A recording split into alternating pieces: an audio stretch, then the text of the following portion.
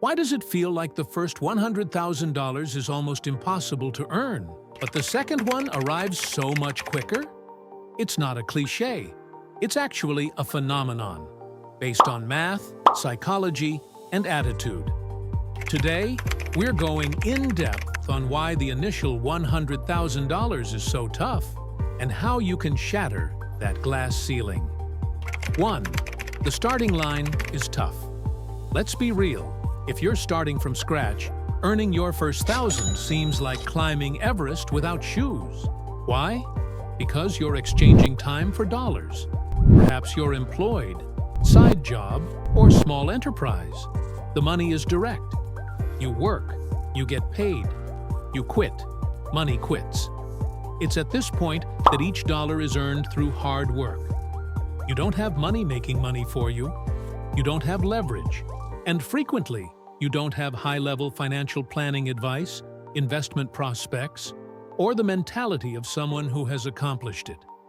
You're also fighting bills, debt, and a sense of no time. It's a grind. And for the average person, it takes several years just to be able to save and invest regularly. 2. Lack of compound interest. When you start early, you don't yet have the necessary capital to put on work, which is compounding in interest. Suppose you save $10,000 and invest it at 10% annually.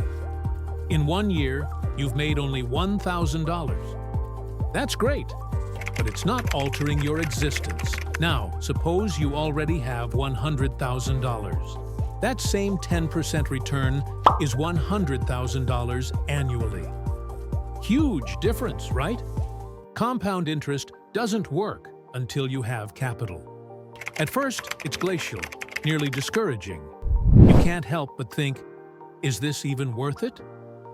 But if you just continue to roll that snowball, it increases, steadily, suddenly. Time works for you most powerfully, but only if you remain persistent long enough to allow compounding to take its magic.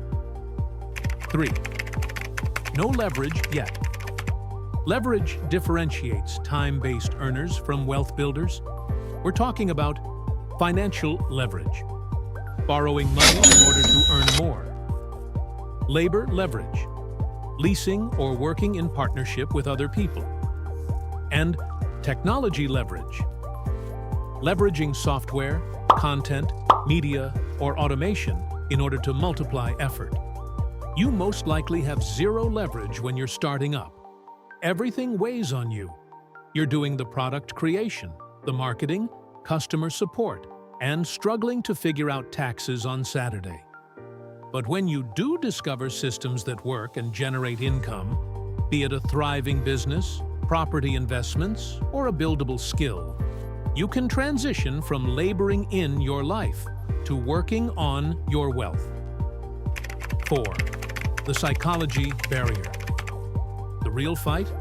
It's not strictly outside of us, it's inside. Most are hindered not by money, but by assumptions. They think wealth building is for lucky people, or just for tech wizards and Wall Street types. Without wealth role models growing up, this may be unfamiliar terrain. This puts a lid on your thinking. You may verbally state that you desire to create wealth, but secretly, you don't think it's for you.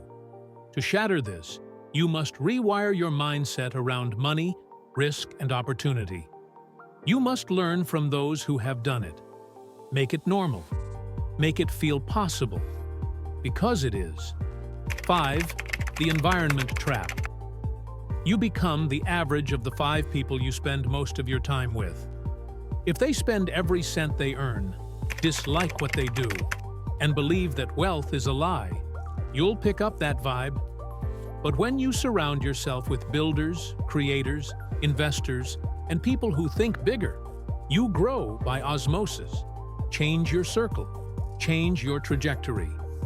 If you don't have the right people around you in real life, podcasts, books, and online communities are your stepping stones. 6. But then it gets easier. Here's the beautiful part. Once you hit that first million, everything changes. You've established skills. You know how to earn money, save and invest, and manage risk. You've probably established networks and confidence. You've got capital now. You can invest, create or acquire cash-flowing assets, and establish passive income streams. You may even have systems or a team in place. Momentum takes effect. Opportunities seek you. You're playing a different game, one that's now operating in your benefit. You're no longer guessing. You're executing with precision. And that is powerful. 7. The $1 million shift. There's something else too, identity shift. When you hit that 7-figure milestone, you no longer identify as a person who wants to be successful. You're now someone who is successful. You begin making choices from a mindset of abundance, not desperation. You no longer wonder, can I afford this? You wonder, is this a good investment of my capital or time? This is the shift in thinking that affects everything. The risk you take, the company you keep, even how you spend your time. Once that switch is flipped, the wealth you create from here isn't about proving anything. It's about freedom, impact, and legacy. So yes, the first $100,000 is tough. It's filled with trial, error, sacrifice, and self-doubt. But it's also worth it. Because once you reach that point, you'll never see money or yourself the same way again. Be patient. Be consistent. Think long-term. And keep this in mind. You don't have to be born wealthy. You just have to be relentless.